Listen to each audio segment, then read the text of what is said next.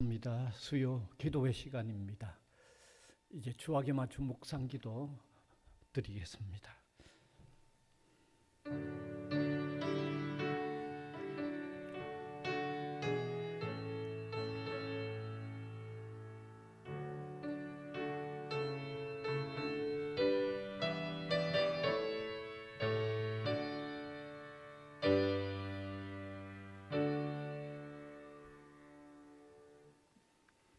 찬송가 369장입니다.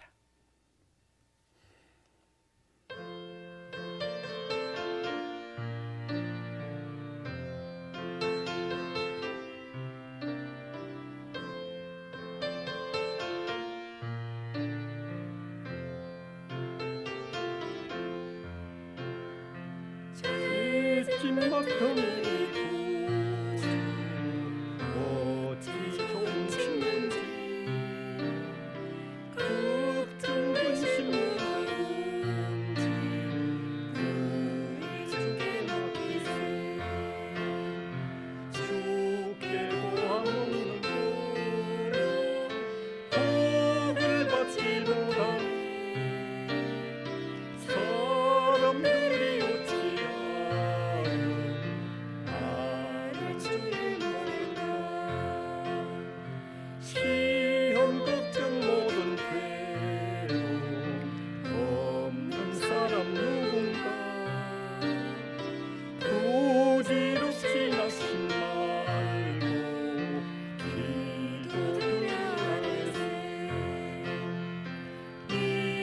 진실하신 친구 찾아볼 수 있을까?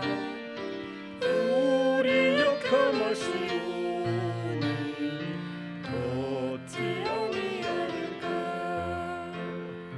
근심 걱정 무엇인지 아니 진짜 누군가 피난처는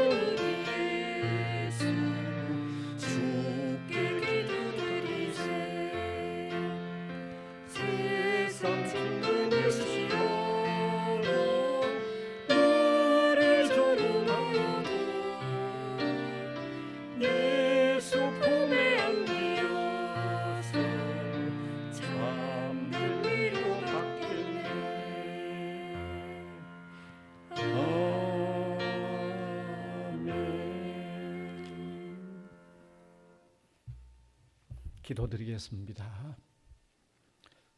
우리의 참된 소망이 되시며 위로자가 되시는 주님 감사를 드립니다.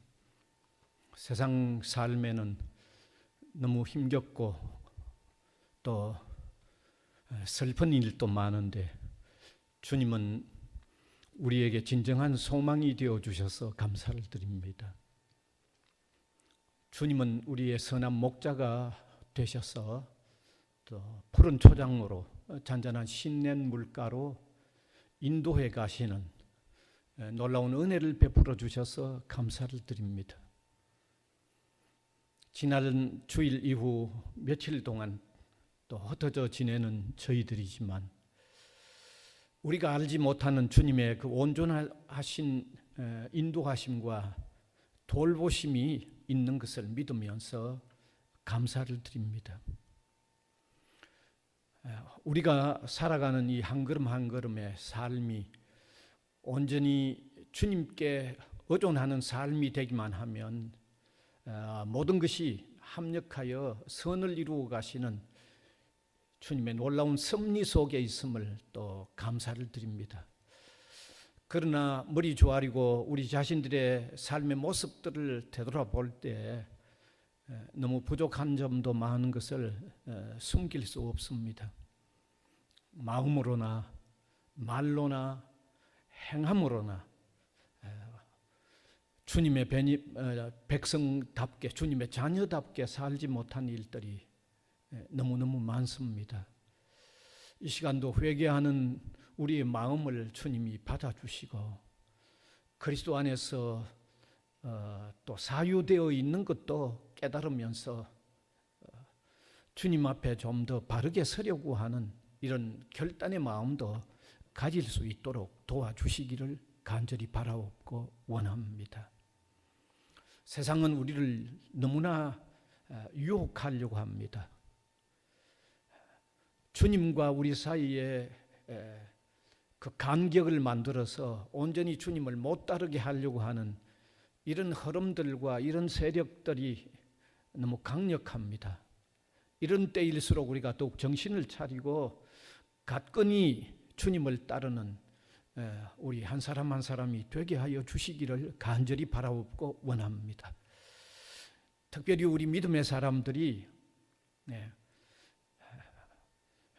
받은 복음을 스스로 아름답게 지킬 뿐만 아니라 이 복음을 전하는 일에도 더욱 열심을 쏟는 우리 성도와 교회가 되게 하여 주시기를 원하옵고 바랍니다. 우리 교회는 특별히 이 대학 안에 세워져서 학원 복음화를 이루어내야 하는 귀한 과제를 우리에게 주셨는데 우리 한 사람 우리 성도들 우리 교회가 이 일에 더욱 중요성을 깨닫고 더욱 깨어 이 일을 감당할 수 있도록 인도하여 주시기를 원하옵고 바랍니다. 우리 학교 내에 아직도 주님을 모르는 사람들이 너무너무 많습니다. 교수님들도 너무 주님을 모르는 사람들이 많습니다. 직원들도 주님을 모르는 사람들이 많습니다.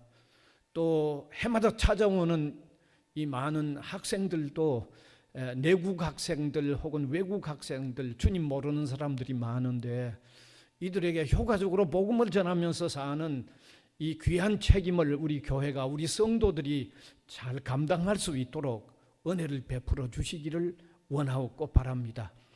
특별히 바로 그 사명을 위하여 우리 교회 안에는 홈선교회와 열방선교회도 있습니다. 이 선교회가 정말 기도하면서 함께 힘을 합하여 이 선교의 일을 잘 감당할 수 있도록 하나님이 함께하여 주시기를 원하옵고 바랍니다. 이 시간도 우리 성도들의 가정을 주님이 돌아보아 주시고 인도하여 주시고 형편과 처지에 가장 적절한 은혜를 허락하여 주시기를 간절히 바라옵고 원합니다. 특별히 이 혼란스러운 이 정치 상황을 주님께서 기억하여 주시고 하나님을 두려워하는 사람들이 양심상으로도 바르게 정치를 하는 이런 위정자들이 되도록 주님께서 이끌어 주시기를 간절히 바라옵고 원합니다. 오늘도 하나님의 말씀을 함께 나눌 때 귀한 깨달음이 있게 하여 주시고 또 말씀 따라 한 걸음씩 옮겨나가는 삶이 있도록 우리를 주장하여 주옵소서. 예수님 이름으로 기도하옵나이다. 아멘.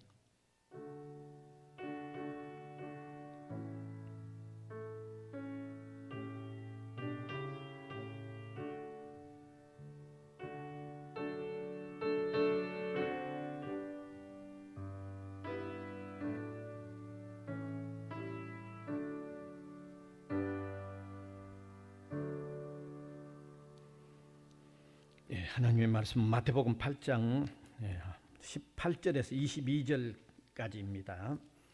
마태복음 8장 18절에서 22절 제가 읽겠습니다. 예수께서 무리가 자기를 애워 사는 것을 보시고 건너편으로 가기를 명하시니라. 한 서기관이 나와 예수께 아뢰되 선생님이 어디로 가시든지 저는 따르리이다. 예수께서 이르시되 여우도 굴이 있고 공중에 새도 거처가 있으되 인자는 머리 둘 곳이 없다 하시더라. 제자 중에 또 한 사람이 이르되 주여 내가 먼저 가서 내 아버지를 장사하게 허락하옵소서. 예수께서 이르시되 죽은 자들이 그들의 죽은 자들을 장사하게 하고 너는 나를 따르라 하시니라. 아멘. 오늘은 그리스도를 따라가려 하면 이런 제목이 되겠습니다. 예수님은 공생애를 허락하셔서 능력 있는 말씀을 전하시고 참 사람이 가히 상상할 수 없는 초자연적인 이적들을 행하셨습니다. 사람들은 예수님의 그 말씀을 듣는 것, 예수님이 이적을 행하시는 일을 보면서 관심을 가지지 않을 수가 없었습니다. 우리가 거기 있다고 하더라도 아마 대단한 관심을 가질 겁니다. 이렇게 사람들이 관심을 가지다 보니까 예수님 주변에는 늘 많은 사람들이 모여들었습니다. 따라다녔습니다. 한 번은 이렇게 사람들이 모여들어서 예수님을 둘러싸자 예수님은 제자들을 향하여 잠시나마 우리가 저 건너편으로 가자고 그렇게 말씀하십니다. 그래서 예수님과 제자들이 막 건너편으로 떠나려고 하는데 두 사람이 찾아와서 따르겠다는 겁니다. 각각 다른 부류의 사람입니다. 첫 번째 그 예수님을 따르겠다고 한 사람은 서기관이었습니다. 그래서 예수님은 그에게 여우도 굴이 있고 공중에 새도 거처가 있는데 나는 머리 둘 곳도 없다고 말씀하셨고, 그다음 두 번째 사람은 그 예수님의 제자라고 되어 있습니다만은 이 제자는 12제자하고는 다릅니다. 이 제자라고 되어 있는 사람이 자신도 예수님을 따르겠는데 먼저 부친을 장례한 뒤에 따르겠다고 예수님에게 그렇게 하도록 허락을 해달라고 요청을 했습니다. 그때 예수님은 그에게 죽은 자들이 그들의 죽은 자들을 장사하게 하고 너는 나를 따르라고 그렇게 말씀하신 것입니다. 자, 이러한 본문이 오늘 우리에게 주는 교훈이 무엇인가를 한번 나누는 시간이 되기를 바랍니다. 먼저 첫 번째로는 모여온 무리를 보시고 예수님이 건너편으로 가자고 하신 내용에 대하여 우리가 한번 생각해 보아야 할 의미가 있습니다. 오늘 본문 18절에 보면 예수께서 무리가 자기를 애워싸는 것을 보시고 건너편으로 가기를 명하시니라고 되어 있습니다. 예수님이 앞부분 이 일이 있기 전 앞부분에 계속해서 병자를 고치는 사역을 하시다 보니까 사람들이 더 관심을 가지고 모여들 수밖에 없었습니다.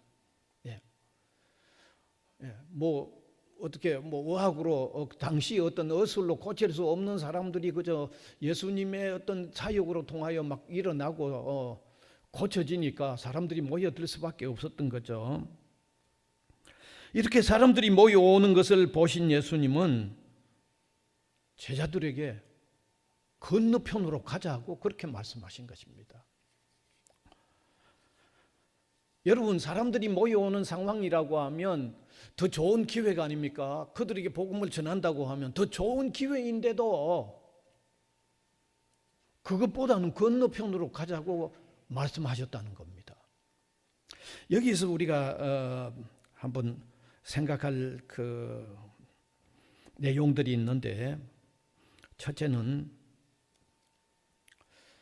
제자들을 따로 교훈하는 시간도 필요했다는 것을 우리가 알아야 하는 것입니다.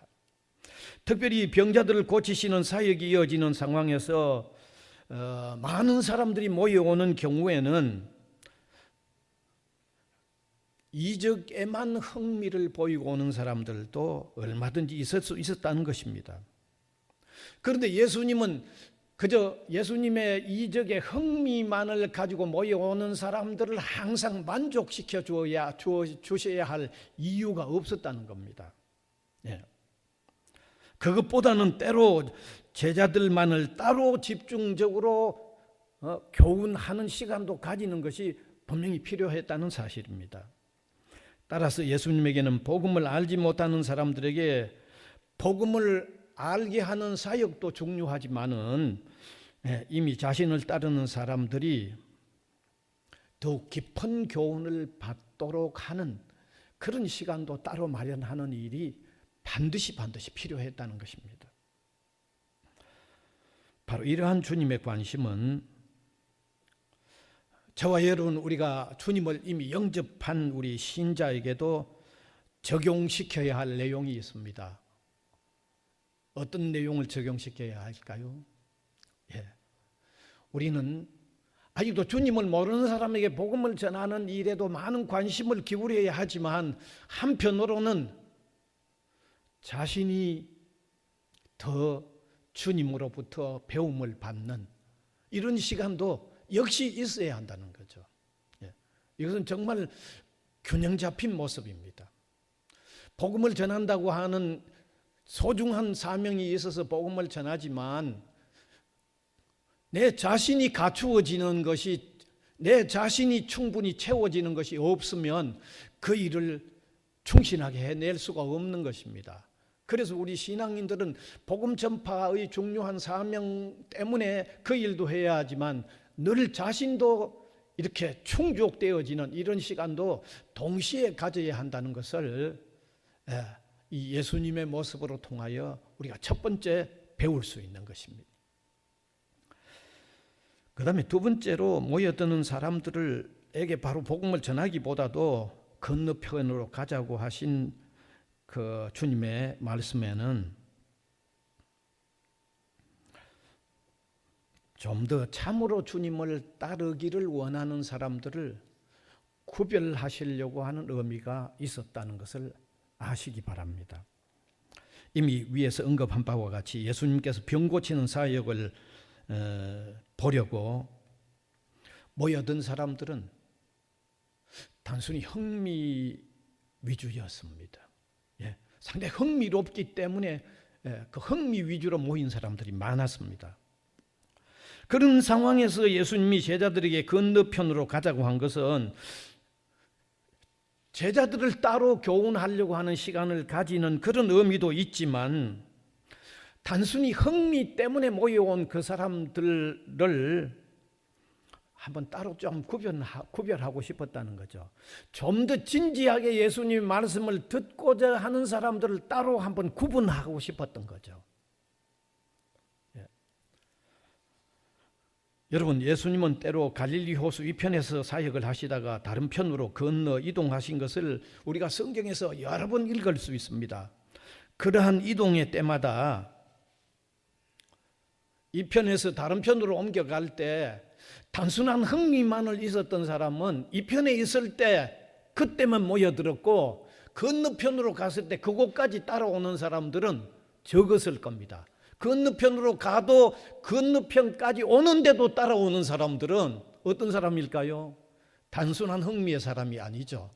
진지하게 예수님을 좀 더 말씀을 더 듣고 싶어 했던 사람이 건너편으로 가도 거기에도 따라오는 거죠. 이러한 상황을 한번 우리가 머리에 그려보면, 예수님은 모여온 무리들을 두고 건너편으로 가자고 하신 추가적인 의미를 충분히 알 수 있는 것입니다. 그래서 우리 복음 전도자는 단순히 흥미만을 가진 사람에게도 복음 전하는 일이 필요하지만, 때로는 더 진지하게 진리를 추구하는 사람을 때로는 더 대상으로 할 필요도 있다는 것을 우리가 알아야 되는 것입니다. 왜냐하면 그게 더욱 효과적인 복음 전도의 방법이 되기 때문입니다. 한번 생각해 보세요. 단순한 흥미만 가지고 오는 사람보다도 조금 애로가 있어도 어디까지라도 예수님 말씀은 내가 수고를 좀 들이더라도 반드시 듣겠다고 하고 건너편으로 가는 수고까지 감당하면서 따라오는 사람들이 더 진지하게 들으려고 하지 않을까요? 그런 의미에서도 예수님은 모여든 무리가 있었지만 제자들과 함께 건너편으로 가자고 하셨던 이유를 우리는 알 수가 있는 것입니다. 자, 그 다음에 두 번째로는 예수님을 따르겠다고 하는 서기관을 볼 수 있습니다. 예수님이 제자들에게 건너편으로 가자고 말씀하셨고, 그래서 건너편으로 가려고 하는데 한 서기관이 예수님을 따르겠다고 자청하여 나타났습니다. 그때 예수님은 서기관에게 다음과 같이 중요한 말씀을 하셨죠. 본문 20절입니다.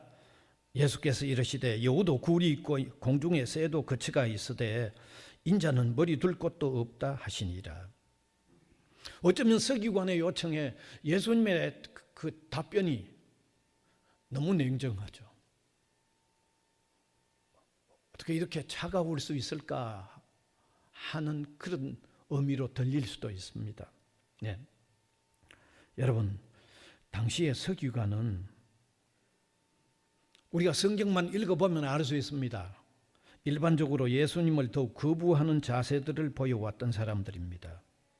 이 서기관은 구약의 율법의 전문가들인데, 소위 백성들에게 율법을 가르치는 그런 위치에 있었던 사람들입니다만은 예수님이 활동하셨을 때 이들이 더 거부하고 또 예수님의 말씀을 책 잡아서 더 걸고 넘어지려 했던 사람들의 대표적인 사람들이 서기관들이었습니다. 이러한 서기관이 자청하여 예수님을 따르겠다고 했던 것이죠. 적어도 생각 없이 성급한 표현으로 요청했을 수도 있는 거죠. 때로 우리가 반대하던 사람이 따르겠다고 하면 그만큼 더 강력한 어떤 결단을 표현할 수도 있습니다. 그런데 반대했던 사람이 따르겠다고 하면 다른 한편으로는 다른 어떤 의도를 가지고 따르겠다고도 나타날 수도 있는 겁니다. 성급하게 어떤 표현하는 그런 표현의 사람일 수도 있는 겁니다. 그래서 예수님은 더욱 신중하게 생각할 필요가 있는 말씀을 하시지 않을 수가 없죠. 더욱 신중하게 생각하고 따르도록 해야 할 말씀을 하시지 않을 수가 없었던 것이죠. 자신을 따르는 일에는 어떤 이권이든지 이런 게 있을 수 없다는 것을 미리 알려주심으로 통해서 좀 진지하게 생각을 하고 따르도록 말씀하셨던 것이죠. 그래서 우리가 이러한 예수님의 말씀과 관련하여 우리가 받아야 할 교훈이 있습니다. 특별히 예수님을 처음 따르려고 하는 사람들은 너무 세상에 어떤 유익을 추구하거나 어떤 자기의 어떤 다른 어떤 속셈들을 생각하고 따르려고 해서는 안 된다는 것을 알게 해주시는 거죠. 예수님을 따르려고 하는 사람은 자신을 비워야 되는 거죠. 예수님을 진지하게 따르려고 하는 사람은 내 이권보다는 내게 어떤 손실이 주어진다고 할지라도 따르려고 하는 이런 자세가 필요한 거죠. 그래서 예수님은 냉정하게 나를 따라서는 심지어 거처할 곳도 없을 수 있다고 하는 냉정한 말씀을 하셨다는 것을 우리가 이해할 필요가 있는 것입니다. 그 다음에 또 세 번째는 부친을 장사 치른 후에 따르겠다고 하는 제자가 있습니다. 예수님을 따르겠다는 다른 사람이 나타났는데 본문 21절입니다. 제자 중에 또 한 사람이 이르되 주여 내가 먼저 가서 내 아버지를 장사하게 허락하옵소서라고 했습니다. 여기 제자라고 돼 있는데 여기 이 제자는 예수님의 12제자가 아닙니다. 그냥 일반적으로 예수님을 고백한 사람에 대한 표현입니다. 만일에 예수님의 12제자라고 한다고 그러면 같이 건너편으로 가자고 하는 거기에 속해 있기 때문에 별따로 내가 예수님 따르겠다고 말할 필요가 없죠. 같이 건너편으로 가는 그룹이 예수님의 12제자의 그룹이기 때문입니다. 그런데 이 사람은 그 그룹에 속하지 않는 제자라는 것이죠.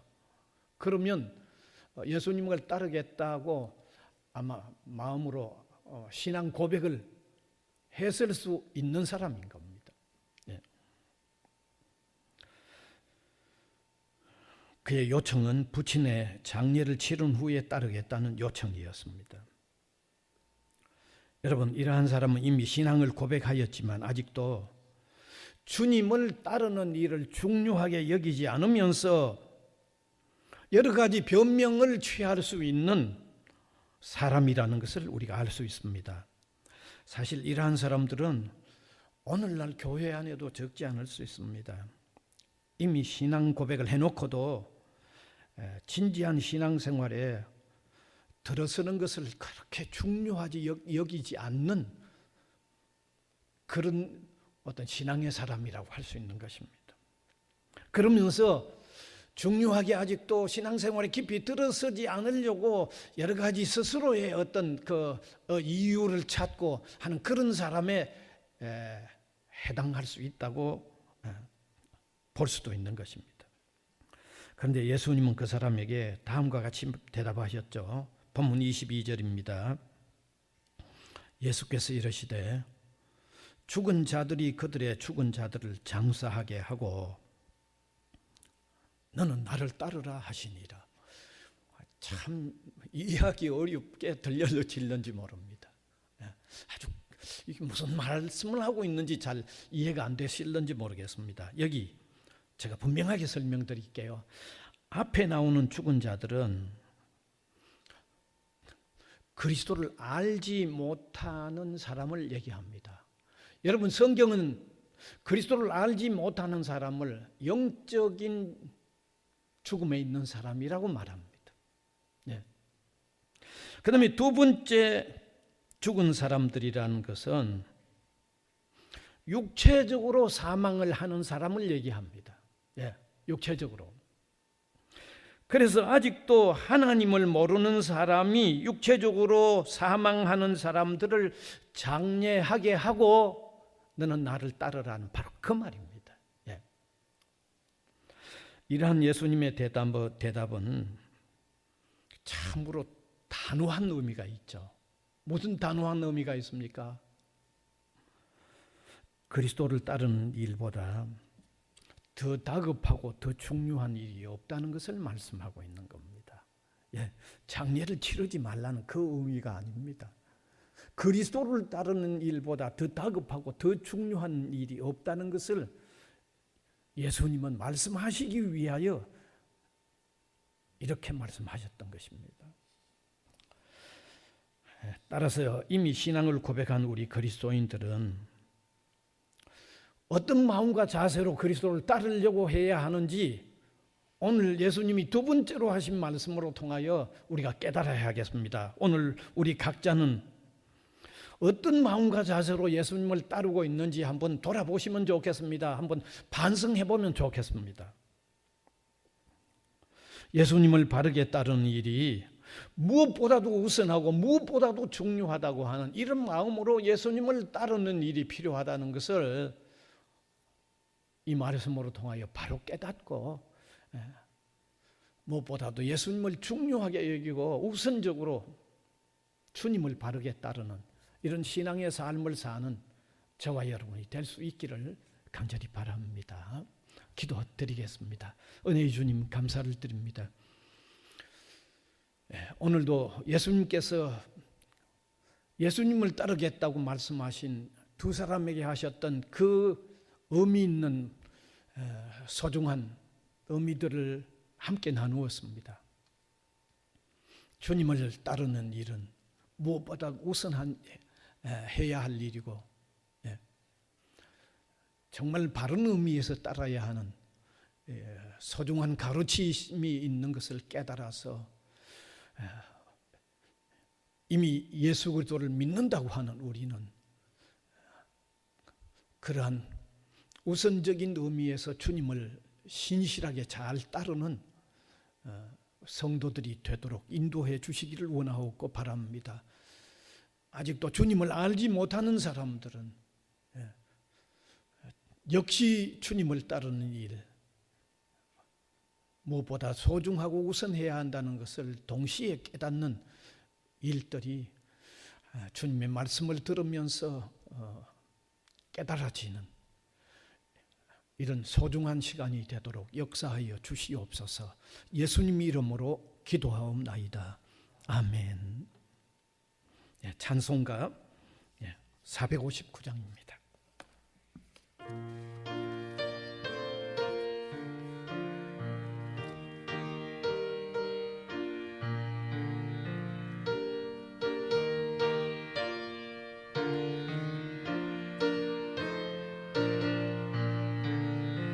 누가 주를 따라 섬기려는가?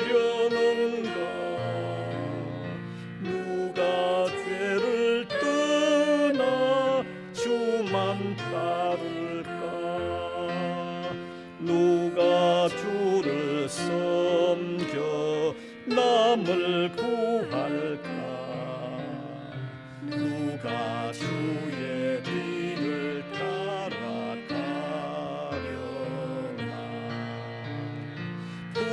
부르심을 받아 주의 은혜로 주를 따라가네 주만 따르네 세상 영광 위에 따름 아니요 그 신사랑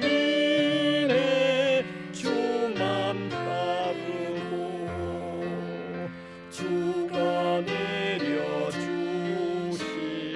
은혜 힘입어 주의 뒤를 따라 힘써 일하네 부르심을 받아 주의 은혜로 주를 따라가네 주만 따르네 환난 핍박 많고 원수 강하나 주의 용서 더욱 힘이 강하니 누가 능히 이겨 넘어뜨리랴 변함없는 진리 승리하리라 기쁜 찬송하며 주의 은혜로 주를 따라가네 주만 따르네. 주님 가르쳐 주신 기도 드리겠습니다. 하늘에 계신 우리 아버지여, 이름이 거룩히 여김을 받으시오며 나라가 임하시오며 뜻이 하늘에서 이루어진 것 같이 땅에서도 이루어지이다. 오늘 우리에게 일용할 양식을 주시옵고 우리가 우리에게 죄 지은 자를 사하여 준 것 같이 우리 죄를 사하여 주시옵고 우리를 시험에 들게 하지 마시옵고 다만 악에서 구하시옵소서. 나라와 권세와 영광이 아버지께 영원히 있사옵나이다. 아멘.